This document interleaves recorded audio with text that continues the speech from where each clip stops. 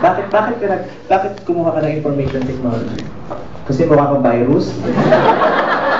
Mukha kang mouse? Gusto mo i-right click kita ngayon? Tara. May Facebook ka? Meron. Ano pakialam ko? Ang dami-dami nag-Facebook. May usang-usang Facebook ngayon, ano? Anong status mo? Complicated? Boyfriend ka? Wala. In-expect ko din yan. Ako nga, ito maganda, wala ikaw pa ba? May biro lang. Hindi, niloloko lang kita. Huwag ka magagalit. Ano ka ba? Kung mag-unload sa mga bakla, di ba? Ibig sabihin, dumadami na makalahi natin. Parang araw, halos lahat ng lalaki magiging bakla. At tayo na ang mamumuno ng mundo. Kumapatay natin lahat ng mga babae na mababaho at pepe. Lalo na yung mga babaeng nakapit na maganda ang hikaw. Ate, nakita mo ba siya?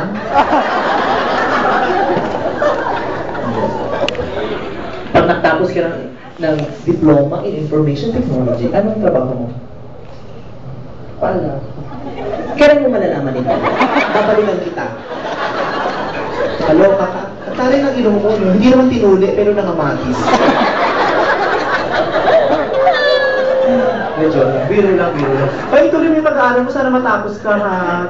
Sana bumongga ka ng bumongga. Hindi ka ako. Bisita ka dito. VIP ka o nasa cordon ka o. VIP. Ano ba, VIP? Hindi namin yung nakayaang mapakod ng trabaho. Sir! VIP ka! Uy!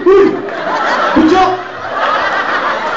Di ba ina-assist mo yung mga VIP, oh? Mabait na si Daddy, no? Nandito siya para mag-assist ng VIP. Ano ka ba, napakahusay magtrabaho nito? Oh.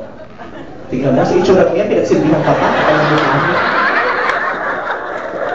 Parang baka nga si Daddy. Ano ka to?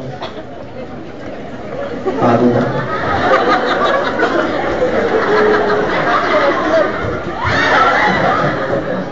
Nakatawa siya. No? Parang talagang si Marinday Aquino. Nakadilaw ka pa. Bongga. Lala. Alam mo ngayon nakakatuwa ang mga Pilipino. Ang taas ng energy ng mga Pilipino. Sobrang high in spirits ang mga Pilipino ngayon. Lalo na nung namatay si Cory. No? Although masakit namatay siya, pero binuhay niya ang mga